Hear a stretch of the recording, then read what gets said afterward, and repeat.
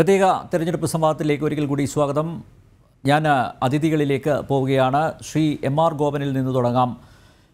ശ്രീ എം.ആർ. ഗോപൻ, എന്തായാലും പൊന്നുമംഗലം താങ്കളെ കൈവിടില്ല എന്ന് ഉറപ്പായിരിക്കുന്നു അല്ലേ? 51 എന്ന മാന്ത്രിക സംഖ്യയിലേക്ക് BJPക്ക് അനായാസം നടന്നു കയറാൻ സാധിക്കുമോ? എന്താണ് അവസാന കണക്കുകൂട്ടലുകൾ? തീർച്ചയായിട്ടും ഞങ്ങൾ ഇക്കുറി തിരുവനന്തപുരം നഗരസഭയുടെ അധികാരം കൈയാളും എന്ന കാര്യത്തിൽ സംശയമില്ല. ഇത് വെറും രാഷ്ട്രീയമായ ഒരു അവകാശവാദമല്ല. ഇത് കണക്കുകളുടെ കഴിഞ്ഞ 2015 തിരഞ്ഞെടുപ്പ് കാലഘട്ടത്തിൽ തിരുവനന്തപുരം നഗരസഭയുടെ 100 വാർഡുകളിൽ നടന്ന തിരഞ്ഞെടുപ്പിൽ ഏകദേശം ഭാരതീയ ജനതാ പാർട്ടിക്ക് 20ഓളം സീറ്റുകളിൽ നമുക്ക് 100-ൽ താഴെയുള്ള വോട്ടിൻ്റെ കുറവ് കൊണ്ടാണ് അധികാരത്തിൽ വരാൻ കഴിയാതെ പോയത്.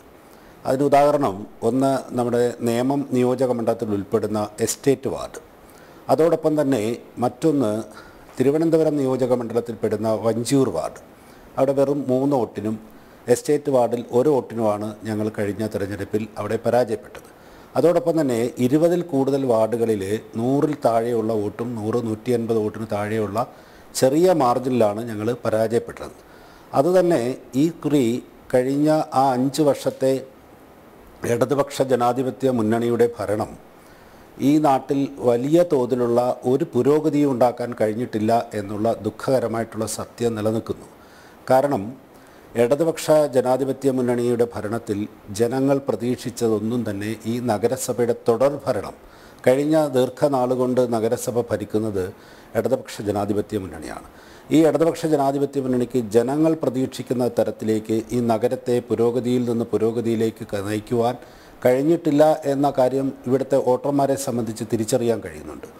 അതിന് സഹായിക്കുന്നു എന്നുള്ളത് UDFനെ സംബന്ധിച്ച് കഴിഞ്ഞ 44 ഭരണകക്ഷിക്കുണ്ടായിരുന്ന 44 പേരും UDFന് 21 പേരും ഭാരതീയ ജനതാ പാർട്ടിക്ക് 31 സീറ്റുമാണ് കഴിഞ്ഞ നഗരത്തിൽ ജനങ്ങൾ നൽകിയ അംഗീകാരം. ഈ അംഗീകാരത്തെ കഴിഞ്ഞ 5 വർഷം നഗരസഭാ ഭരണകൂടത്തെ സഹായിക്കുന്ന നിലപാടാണ് UDF എടുത്തിട്ടുണ്ട് എന്ന കാര്യത്തിൽ സംശയമില്ല. അവിടുത്തെ മിനിറ്റ്സുകൾ പരിശോധിച്ചറിയാം. ജനകീയമായിട്ടുള്ള ഒട്ടനവധി വിഷയങ്ങൾ ഭാരതീയ ജനതാ പാർട്ടി ശക്തമായ ഒരു പ്രതിപക്ഷ കക്ഷി എന്ന നിലയ്ക്ക് സഭയിൽ ഉയർത്തിക്കൊണ്ടുവന്ന അവസരത്തിലൊക്കെ തന്നെ അവരെ സഹായിക്കുന്ന നിലപാട് സ്വീകരിച്ചിട്ടുള്ളത് UDF ആയിരുന്നു. അപ്പോൾ ഇക്കുറി തിരുവനന്തപുരം നിവാസികളെ സംബന്ധിച്ച്, തിരുവനന്തപുരത്തെ 10 ലക്ഷത്തിലധികം വരുന്ന വോട്ടർമാരെ സംബന്ധിച്ച് UDF വന്നാലും LDF വന്നാലും ഈ ദുരവസ്ഥയ്ക്ക് പരിഹാരമുണ്ടാകില്ല എന്നുള്ളത് തിരിച്ചറിഞ്ഞുകൊണ്ട് ഭാരതീയ ജനതാ പാർട്ടി 3-2 ഭൂരിപക്ഷത്തിൽ അധികാരത്തിൽ വരും എന്ന് തന്നെയാണ് ഞങ്ങളുടെ ഉറച്ച വിശ്വാസം. ഓക്കെ, ശ്രീ എസ് ഗോപകുമാർ, നേരത്തെ എം.ആർ. ഗോപൻ പറഞ്ഞതുപോലെ ഏകദേശം 2015 20 സീറ്റുകളിൽ 20 വാർഡുകളിൽ ചുണ്ടിനും കപ്പിനും ഇടയിലാണ് BJPക്ക് അതൊക്കെ നഷ്ടപ്പെട്ടത്. അതുകൊണ്ട് തന്നെ അതൊക്കെ തിരിച്ചു പിടിക്കാൻ ആവും. ഇവിടെ സംസ്ഥാന പോലീസ് ഇൻ്റലിജൻസിൻ്റെ റിപ്പോർട്ട് പ്രകാരം, സർക്കാരിന് കൊടുത്ത റിപ്പോർട്ട് പ്രകാരം അത് പുറത്തു വന്നിട്ടില്ല. പക്ഷേ 62 സീറ്റുകൾ BJPക്ക് ലഭിക്കും എന്നാണ് അറിയാൻ സാധിക്കുന്നത്.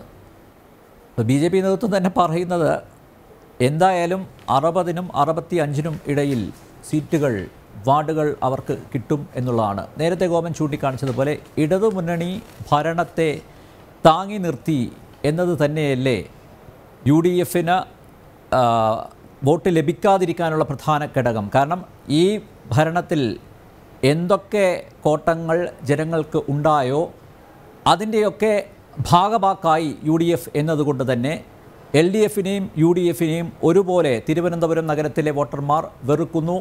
അതുകൊണ്ട് തന്നെ അംഗീകാരം BJPക്ക് ലഭിക്കും എന്ന ശുഭപ്രതീക്ഷയാണ് അവർ വെച്ച് പുലർത്തുന്നത്. കോൺഗ്രസിൻ്റെ, UDFൻ്റെ നിരീക്ഷണം എന്താണ്?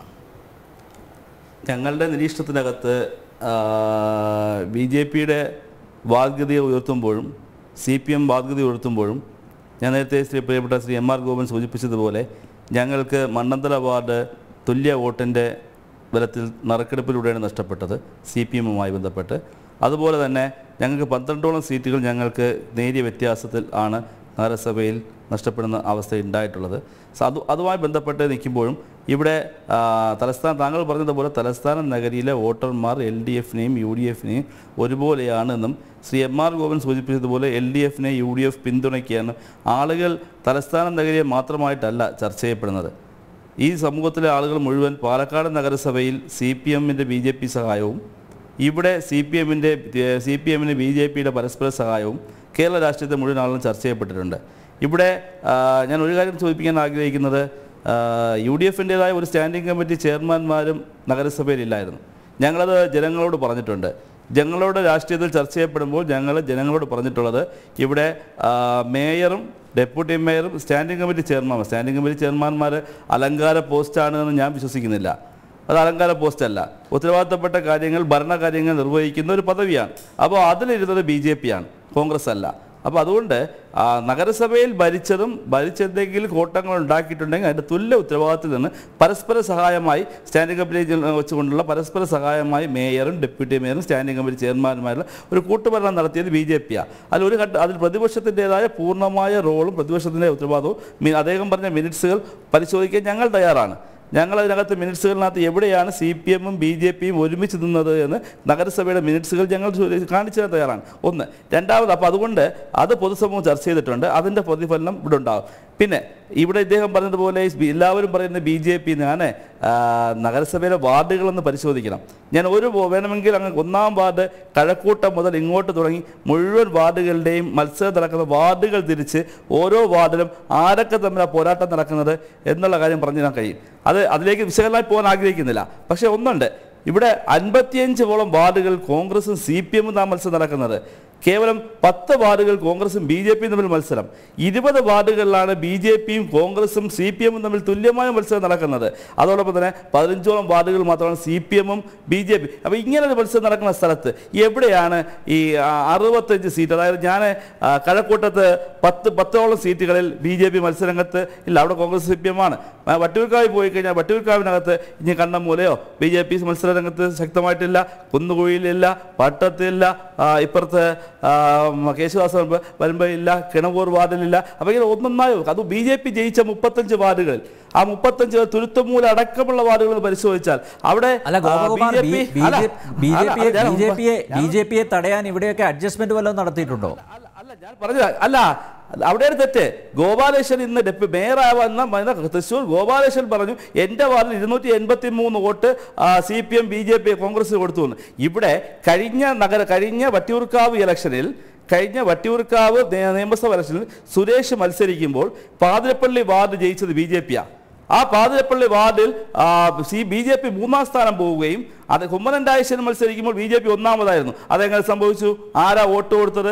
അവിടെ K മോഹൻമാനെ തോൽപ്പിക്കാൻ വേണ്ടി BJPയുടെ വോട്ടുകൾ സുരേഷിനെയും തോൽപ്പിക്കാൻ വേണ്ടി ആ തെളിവുകളാണ്. പേരൂക്കട വാർഡിലെടുക്കാം, നെട്ടയം വാർഡിലെടുക്കാം, പാങ്ങോട് വാർഡിലെടുക്കാം, BJPയുമായി ബന്ധപ്പെട്ട വാഴൂട്ടുളം വാർഡിലെടുക്കാം.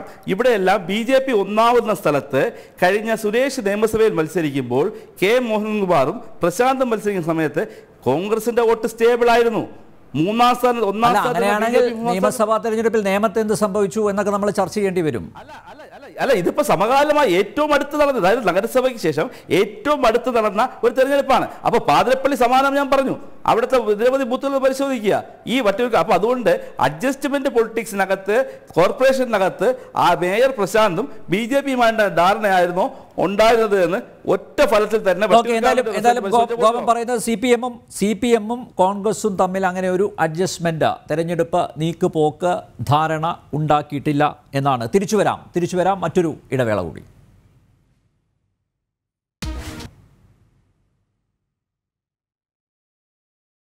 വീണ്ടും തെരഞ്ഞെടുപ്പ് സംഭവത്തിലേക്ക് പോവുകയാണ്. ശ്രീ MR ഗോപൻ, BJPയെ സംബന്ധിച്ചിടത്തോളം വളരെ പ്രസ്റ്റീജായിട്ടുള്ള മത്സരമാണ് കോർപ്പറേഷനിൽ നടന്നത്.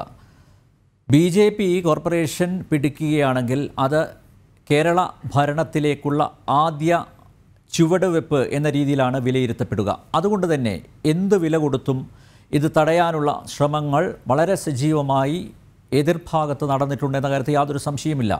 വോട്ടെടുപ്പിൻ്റെ അവസാന മണിക്കൂറുകളിൽ ന്യൂനപക്ഷ വോട്ടുകളുടെ ഏകീകരണം ഉണ്ടാക്കി LDFും UDFും ഒരുപോലെ അതിന് വർഗീയ പാർട്ടികളുമായി രഹസ്യ നീക്കുപോക്കുകൾ ഉണ്ടാക്കുകയും ചെയ്തു. അത് വളരെ വ്യക്തമാണ്. BJPയെ ഇത്തരത്തിലുള്ളൊരു നീക്കം ഏതെങ്കിലും തരത്തിൽ അലട്ടുന്നുണ്ടോ?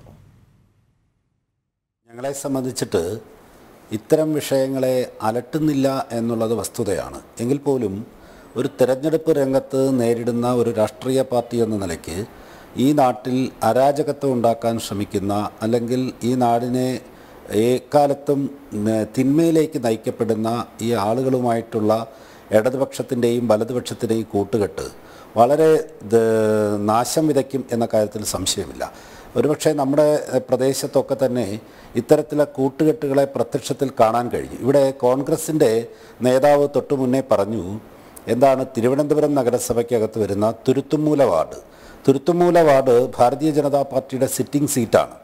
അതുപോലെ പട്ടം വാർഡ്, അതും ഭാരതീയ ജനതാ പാർട്ടിയുടെ സിറ്റിംഗ് സീറ്റാണ്.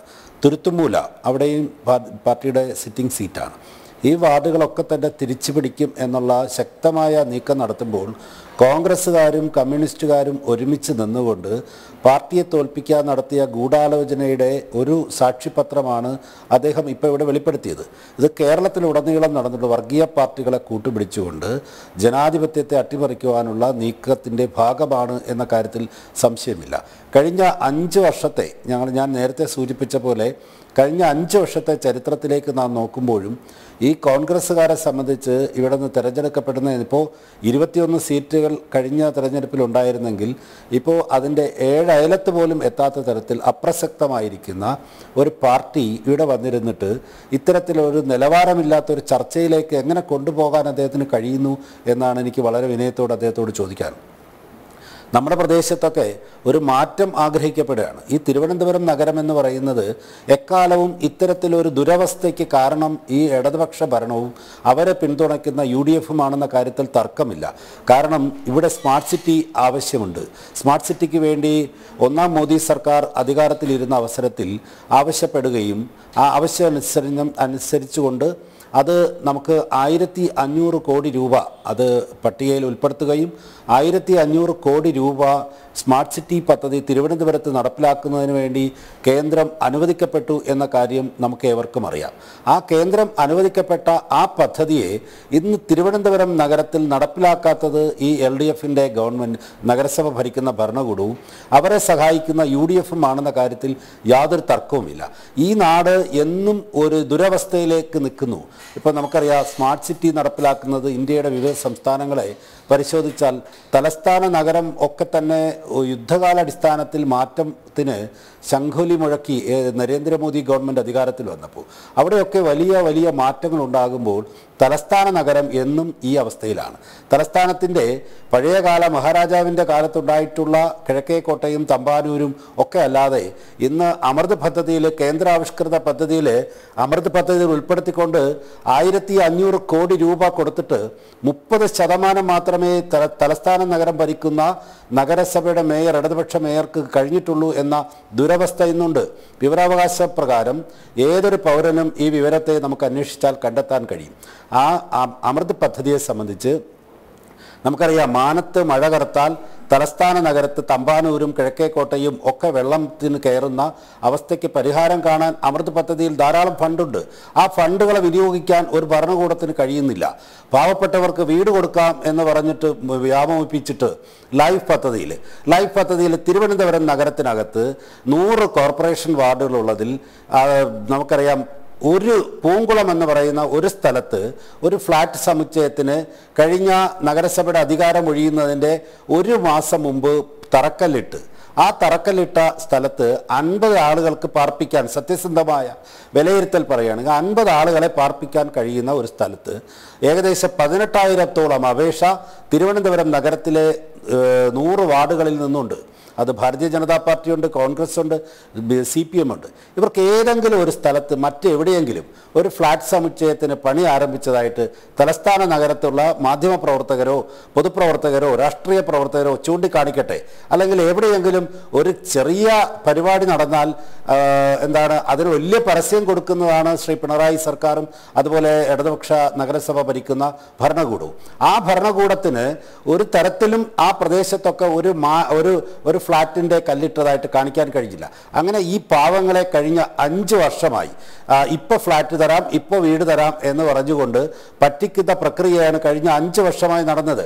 അവരെ മനോവേദനയാണ് വോട്ടായി ഭാരതീയ ജനതാ പാർട്ടിക്ക് വരാൻ പോകുന്നു എന്ന് ഇടതുപക്ഷം മറന്നു പോകരുത്. അവരെ സഹായിക്കുന്ന കോൺഗ്രസ്സുകാരൻ മറന്നു പോകരുത്. ഇതാണ് തലസ്ഥാന നഗരത്തിൻ്റെ മാറ്റത്തിന് തുടക്കം കുറിക്കാൻ പോകുന്ന ഭാരതീയ ജനതാ പാർട്ടി വിശ്വസിക്കുന്നതും അത് വരാൻ പോകുന്ന ഭാവിയിൽ നാളെ മണിക്കൂറുകൾ കഴിയുമ്പോൾ ആ റിസൾട്ട് പുറത്തു വരുമ്പോൾ ഈ സത്യാവസ്ഥ നമുക്ക് കാണാൻ കഴിയും. അതുപോലെ നമുക്ക് പറയാൻ കഴിയുന്ന മറ്റൊരു കാര്യം, ഇന്ന് സ്മാർട്ട് സിറ്റി നമ്മുടെ പ്രദേശത്ത് നടപ്പിലാക്കാൻ കഴിയാത്ത ഒരു ഗവൺമെൻറ് ലൈഫ് എന്ന പദ്ധതിയിൽ പാവങ്ങൾക്ക് വീട് കൊടുക്കാമെന്ന് പറഞ്ഞ് പറ്റിച്ചിട്ടുള്ള ഈ നഗരസഭാ ഭരണകൂടം അവിടെ മാസ്റ്റർ പ്ലാൻ നമുക്ക് 1971 ഈ തിരുവനന്തപുരം നഗരത്തിൻ്റെ മാസ്റ്റർ പ്ലാൻ നടപ്പിലാക്കിയതല്ലാതെ ഇടതുപക്ഷ ഗവൺമെൻറ്റും വലതുപക്ഷ ഗവൺമെൻറ്റും മാറി മാറി കേരളം ഭരിച്ചിട്ട് ഇന്ന് തിരുവനന്തപുരത്ത് ഇത്തരത്തിലൊരു മാസ്റ്റർ പ്ലാൻ പദ്ധതി നടപ്പിലാക്കാൻ കഴിഞ്ഞിട്ടില്ല. വ്യാവസായികമായിട്ടുള്ള മേഖലകളെ ജനങ്ങൾ തിങ്ങിപ്പാർക്കുന്ന മേഖലകളും തരംതിരിച്ച് കാണുവാനുള്ള യാതൊരു പദ്ധതിയും ആവിഷ്കരിച്ച് നടപ്പിലാക്കാൻ ഈ ഭരണകൂടത്തിന് കഴിഞ്ഞിട്ടില്ല. അതുകൊണ്ട് തലസ്ഥാന നഗരത്ത് വ്യവസായ മേഖലകൾ വരുന്നില്ല, ജനങ്ങൾ തിങ്ങിപ്പാർക്കുന്ന പ്രദേശത്ത് വീട് പണിയാൻ കഴിയുന്നില്ല. അവിടെ നമുക്ക് നിരവധിയായിട്ടുള്ള തടസ്സം. ശ്രീ എം ആർ ഗോപൻ, ഈ പാളിച്ചകളും അതുപോലെ വാഗ്ദാന ലംഘനങ്ങളും ഒക്കെ വോട്ടർമാരെ കൃത്യമായി ബോധ്യപ്പെടുത്തുന്നതിൽ BJP വിജയിച്ചു. നേരത്തെയൊക്കെ അന്ധമായ മോദി വിരോധമായിരുന്നു, അതായിരുന്നു പ്രധാന ഫാക്ടർ. പക്ഷേ അതൊക്കെ മാറി. ഇവിടെ സ്വാഭാവികമായും വർത്തമാനകാല കേരള രാഷ്ട്രീയത്തിൽ നിരവധി വിവാദങ്ങൾ അതൊക്കെ തെരഞ്ഞെടുപ്പിനെ സ്വാധീനിച്ചിട്ടുണ്ടാകും. പക്ഷേ അതിലൊക്കെ ഉപരിയായി പ്രാദേശിക തെരഞ്ഞെടുപ്പായതുകൊണ്ട് വികസനവും വികസന മുരടിപ്പും അത് കൃത്യമായി അവലോകനം ചെയ്യപ്പെട്ടു. അത് കണക്കിലെടുത്തുകൊണ്ട് തന്നെയാണ് വോട്ടർമാർ വോട്ട് ചെയ്തതും. അതുകൊണ്ട് ആണ് ഞാൻ ചോദിച്ചത്, ഇതൊക്കെ കൃത്യമായി ബോധ്യപ്പെടുത്താൻ BJPയുടെ പ്രചരണ സംവിധാനത്തിന് സാധിച്ചു പൂർണ്ണമായും? തീർച്ചയായിട്ടും ഞങ്ങളെ സംബന്ധിച്ച് ഞങ്ങളുടെ തെരഞ്ഞെടുപ്പ് പ്രവർത്തനത്തിൽ ഏറ്റവും കൂടുതൽ നമ്മൾ മുൻതൂക്കം കൊടുത്തിരുന്നത് സാധാരണക്കാരൻ്റെ വിഷയത്തിലും തിരുവനന്തപുരം നഗരത്തിൻ്റെ സമഗ്രമായിട്ടുള്ള മാറ്റത്തിനു വേണ്ടിയിട്ടായിരുന്നു. ആ മാറ്റത്തിൻ്റെ കാര്യങ്ങളെ സംബന്ധിച്ച് ജനങ്ങളിലെത്തിക്കുന്ന കാര്യത്തിൽ ഭാരതീയ ജനതാ പാർട്ടി വിജയിച്ചു എന്നുള്ള കാര്യത്തിൽ തർക്കമില്ല. ആ വിജയിച്ചു എന്നുള്ള അവകാശവാദം ഉന്നയിക്കുന്നത് കൊണ്ടാണ് ഞങ്ങൾ ഭാരതീയ 3-2 ഭൂരിപക്ഷത്തിൽ അധികാരത്തിൽ വരും എന്ന് ഞങ്ങൾ ഉറച്ചു വിശ്വസിക്കുന്നത്. ഓക്കെ, ഞാൻ താങ്കളിലേക്ക് വരാം. ശ്രീ ഗോപൻ, അഡ്വക്കേറ്റ് വിനോദ് സെൻ ചേരുന്നുണ്ട് KS ഗോപകുമാറിന് പകരം. ശ്രീ വിനോദ് സെൻ, 21 വാർഡുകളാണ് കോൺഗ്രസിന് UDFന് സ്വന്തമാക്കാൻ സാധിച്ചത് 2015-ൽ. സ്ഥിതി മെച്ചപ്പെടുത്താൻ ആവുമോ?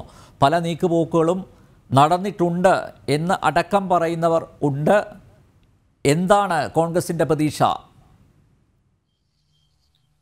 കോൺഗ്രസ് ഈ നഗരസഭാ തെരഞ്ഞെടുപ്പിൽ, നമ്മുടെ തിരുവനന്തപുരം കോർപ്പറേഷൻ തെരഞ്ഞെടുപ്പിൽ കഴിഞ്ഞ വർഷത്തെ ഇതിൽ നിന്ന് വളരെയധികം മുന്നോട്ട് വരും. ഞങ്ങളുടെ പ്രതീക്ഷ അനുസരിച്ച് ഞങ്ങൾ നഗരഭരണത്തിലേക്ക്, കാരണം നിങ്ങളൊന്ന് നോക്കൂ, കഴിഞ്ഞ പ്രാവശ്യം നേടിയ ഒരു തിരിച്ചടി ഒഴിവാക്കി കഴിഞ്ഞാൽ അതിന് തൊട്ടു മുമ്പിലത്തെ വർഷം ഭരണത്തിന്റെ തൊട്ടരികിലെത്തുന്ന പെർഫോമൻസ് ഉണ്ടായിരുന്ന ഒരു രാഷ്ട്രീയ കക്ഷിയാണ് ഇന്ത്യൻ നാഷണൽ കോൺഗ്രസ്.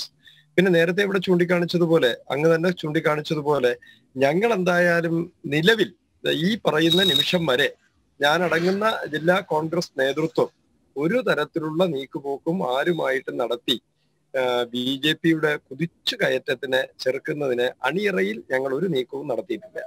കോൺഗ്രസ് ആയിട്ട് തന്നെ മത്സരിക്കുകയാണ്. പിന്നെ BJPയുടെ ഒരു വാദഗതി ഇവിടെ കേട്ടു. കാരണം നമ്മൾ BJPയുടെ മോഡൽ ഓഫ് എന്താ പറയേണ്ടത്, ഒരു വികസനത്തിന്റെ മാതൃക നേമം നിയോജക മണ്ഡലത്തിൽ നമ്മളിപ്പോൾ ശരിക്കും അനുഭവിക്കുന്നുണ്ട്. കേരളത്തിനാകെ അല്ലെങ്കിൽ ഭാരതത്തിനാകെ വലിയ മാതൃകയായിട്ട് ആദരണീയനായ നേമം MLAയുടെ നേതൃത്വത്തിൽ നടക്കുന്ന മാതൃകാപരമായ വികസനം തിരുവനന്തപുരത്തെ കോർപ്പറേഷന്റെ ബാക്കിയുള്ള ഭാഗത്തുള്ള ആളുകൾ BJP എന്ന് പറയുന്ന രാഷ്ട്രീയ കക്ഷിയെ വളരെയധികം പ്രതീക്ഷയോടെ നോക്കിക്കാണാൻ ഉതകും എന്നാണ് എന്റെ വിശ്വാസം. അപ്പോൾ നമ്മൾ ഇകഴ്ത്തുന്നതിന് ആരെ വേണമെങ്കിലും ഇകഴ്ത്താം. അതോടൊപ്പം തന്നെ BJPയുടെ നേതൃത്വത്തിൽ ഒരു സ്റ്റാൻഡിംഗ് കമ്മിറ്റി തിരുവനന്തപുരം കോർപ്പറേഷനിൽ ഉണ്ടായിരുന്നു. ആ സ്റ്റാൻഡിംഗ് കമ്മിറ്റിയാണ് ഏറ്റവും അധികം അഴിമതി ആരോപണത്തിന് വിധേയമായത് എന്നുള്ള കാര്യം. എന്താണ് BJP തിരുവനന്തപുരം നഗരഭരണത്തിൽ മുന്നോട്ട് വെക്കുന്ന മാതൃക എന്നുള്ളതിന്റെ ഉദാത്തമായ ഉദാഹരണമായിട്ട് BJP നേതൃത്വം നൽകിയ സ്റ്റാൻഡിംഗ് കമ്മിറ്റിയുമായി ബന്ധപ്പെട്ട് വന്ന ആരോപണങ്ങളെ നമുക്ക് കാണാൻ കഴിയും. നാളെ ഇതൊന്നും മാറ്റിപ്പറയാൻ ഇടവരരുത്. നോക്കൂ, അങ്ങനെ മാറ്റിപ്പറയേണ്ട ഒരു ഇത് ജനാധിപത്യമാണ്. ജനാധിപത്യത്തിനകത്ത് നമ്മൾ ഈ രണ്ട് കാര്യങ്ങളിൽ മാറ്റിപ്പറയേണ്ട ഗതികേട് നമുക്കുണ്ടാകില്ല. ഈ രണ്ട് കാര്യങ്ങളും ഞങ്ങൾ നേരിട്ട് കണ്ടതാണ്. പിന്നെ ജനവിധിയെ സംബന്ധിച്ച് നമുക്കത് നാളെ കാണാം. പക്ഷെ ഈ രണ്ട് അപ്പോൾ പ്രതീക്ഷയില്ല. ജനവിധിയുടെ കാര്യത്തിൽ ഇപ്പോഴും ചില സംശയങ്ങൾ ഒക്കെ ബാക്കി നിൽക്കുന്നു അല്ലേ? ജനവിധിയുടെ കാര്യത്തിൽ ഞങ്ങളുടെ ഇന്ത്യൻ നാഷണൽ കോൺഗ്രസ് അനുകൂലമായ വിധി ഉണ്ടായോ എന്ന സംശയമുണ്ട് വിനോദ് സെന്നിന്. എനിക്കൊരു സംശയവുമില്ല. തിളക്കമാർന്ന ഒരു വിജയത്തിൽ നോക്കൂ, വനിതാ സൗഹൃദ ഇടനാഴി 1 കോടി രൂപയ്ക്ക് വഴുതക്കാട് ചെയ്ത ഒരു ഭരണത്തിന്റെ കീഴിൽ ആ ഭരണമാറ്റം ജനം സ്വാഭാവികമായിട്ട് ആഗ്രഹിക്കില്ലേ?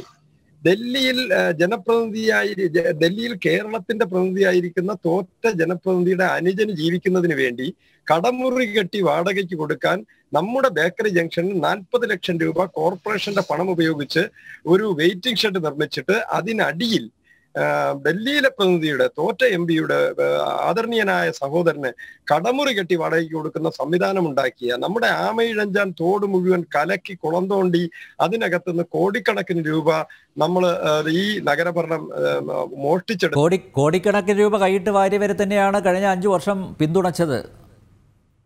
നോക്കൂ, കഴിഞ്ഞ 5 വർഷം ആരും തന്നെ തിരുവനന്തപുരത്ത് ഒരു തൂക്ക് സഭ പോലുള്ള ഒരു സംവിധാനം വന്നിട്ട് എന്തുകൊണ്ട് ആരും BJP അടക്കമുള്ള രാഷ്ട്രീയ കക്ഷികൾ അതിനകത്ത് ഏതെങ്കിലും ഒരു കൗൺസിലിൽ BJP അതിനിശ്ചിതമായി രാഷ്ട്രീയ വിമർശനം ഉയർത്തിയതായിട്ട് അങ്ങയുടെ ശ്രദ്ധയിൽപ്പെട്ടിട്ടുണ്ടോ? ഓക്കെ വിനോദ് ഒരു നിമിഷം MR ഗോപൻ അതിന് ഒന്ന് മറുപടി പറയട്ടെ. ശ്രീ MR ഗോപൻ, സ്റ്റാൻഡിംഗ് കമ്മിറ്റിയാണ് ഏറ്റവും വലിയ അഴിമതിക്കാർ എന്ന ആരോപണമാണ് ഉയർത്തിയിരിക്കുന്നത് വിനോദ് സെൻ. ശ്രീ വിനോദ് സെന്നിന് അതിനെക്കുറിച്ച് അറിവില്ലായ്മ കൊണ്ടാണ് അദ്ദേഹം അത് സൂചിപ്പിച്ചത്. അദ്ദേഹം സൂചിപ്പിച്ച കാര്യത്തെ സംബന്ധിച്ച് ഞാൻ വരാം. നികുതി അപ്പീൽക്കാരെ സ്റ്റാൻഡിംഗ് കമ്മിറ്റി ചെയർമാൻ നമുക്ക് കിട്ടിയിട്ടുണ്ടായിരുന്നു. അത് ജനങ്ങൾ നൽകിയ സീറ്റുകളുടെ അടിസ്ഥാനത്തിൽ അവകാശപ്പെട്ടതാണ് എന്ന് ഭാരതീയ ജനതാ പാർട്ടി വിശ്വസിച്ചത് കൊണ്ട് മാത്രമാണ് ഞങ്ങൾ ആ സീറ്റ് ഏറ്റെടുത്തത്. ആ സീറ്റിനെ സംബന്ധിച്ചുണ്ടായിട്ടുള്ള ഏതെങ്കിലും തരത്തിലുള്ള ആരോപണങ്ങളെ ഭരണകക്ഷി എന്ന നിലയ്ക്ക് CPM-ഉം കോൺഗ്രസും ഭാരതീയ ജനതാ പാർട്ടിയുടെ പ്രതിനിധിയെ കരുതേച്ച് കാണിക്കുവാൻ ഇത്തരം ആരോപണം ഉന്നയിച്ചപ്പോൾ ഞങ്ങൾ അന്ന് കോടതിയിൽ പോയി. ആ കോടതിയിൽ പോയിട്ട് ആ കേസുമായി ബന്ധപ്പെട്ടിട്ടുള്ള കാര്യങ്ങളിൽ നിരപരാധിയാണെന്ന് കോടതി പറഞ്ഞിട്ട് ഈ ശ്രീ വിനോദ് സെൻ അത്തരം ആരോപണങ്ങൾ പറയുന്ന അദ്ദേഹത്തിന് അറിവില്ലാതെ ആ കാര്യത്തെ സംബന്ധിച്ച് പഠിക്കാത്തതുകൊണ്ടാണ്. അവിടെ അത്തരത്തിലുള്ള ഏതെങ്കിലും ആരോപണം നികുതി അപ്പീൽക്കാരെ സ്റ്റാൻഡിംഗ് കമ്മിറ്റിക്ക് പ്രത്യേകമായി ഒന്നും ചെയ്യാൻ കഴിയില്ലെന്നും ഗവൺമെൻറ് ഡയറക്ഷൻ കൊടുക്കുന്ന ഗവൺമെൻറ് ഡയറക്ഷൻ്റെ ഭാഗമായിട്ട് വരുന്ന കാര്യത്തിൽ ഒപ്പുവെക്കുക അല്ലാതെ അവിടെ ഏറ്റക്കുറച്ചുകളോ നികുതി കാര്യത്തെ സംബന്ധിച്ച് ഒരു പ്രത്യേക തീരുമാനം എടുക്കാൻ ഭരണഘടന അനുവദനീയമല്ല എന്ന് മനസ്സിലാക്കിക്കൊണ്ടും ഭാരതീയ ജനതാ പാർട്ടിയെ വെറുതെ കരുതേച്ച് കാണിച്ച് ഇവിടെ മുതലെടുപ്പ് നടത്താമെന്ന് കൗൺസിലിൽ നിരവധി വട്ടം ശ്രമിച്ചിട്ടും വിജയിക്കാത്തത് കൊണ്ട് ഇന്ന് ഈ ചാനലിൽ വന്ന് ഇത്തരം ചർച്ചകൾ വളരെ ബാലിശമാണ്. അത് കാലഹരണപ്പെട്ടതാണ്. അത് ജനങ്ങൾ തള്ളിക്കളഞ്ഞതാണ്. ഭരണകൂടം തള്ളിക്കളഞ്ഞതാണ്. നിയമപരമായി നിൽക്കില്ല എന്ന് അദാലത്തുകൾ തള്ളിക്കളഞ്ഞതാണ്. എന്തായാലും ശ്രീ MR ഗോപൻ, അഡ്വക്കേറ്റ് വിനോദ് സെൻ, തർക്ക വിതർക്കങ്ങൾക്ക് ഇനി പ്രസക്തിയില്ല. ഇനി മണിക്കൂറുകൾ മാത്രം ബാക്കി. ജനവിധി അറിയാൻ അനന്തപുരി ആരെ തുണക്കും എന്ന് നമുക്ക് നാളെ ഉച്ചയോടെ അറിയാൻ പറ്റും. പ്രത്യേക തെരഞ്ഞെടുപ്പ് സംവാദം ഇവിടെ പുണവാന്നു. ഇനി ജനം ഡിബേറ്റുമായി ശ്യാംബാബു കോറോത്ത് എത്തും ഒരു ചെറിയ ഇടവേളയ്ക്ക് ശേഷം.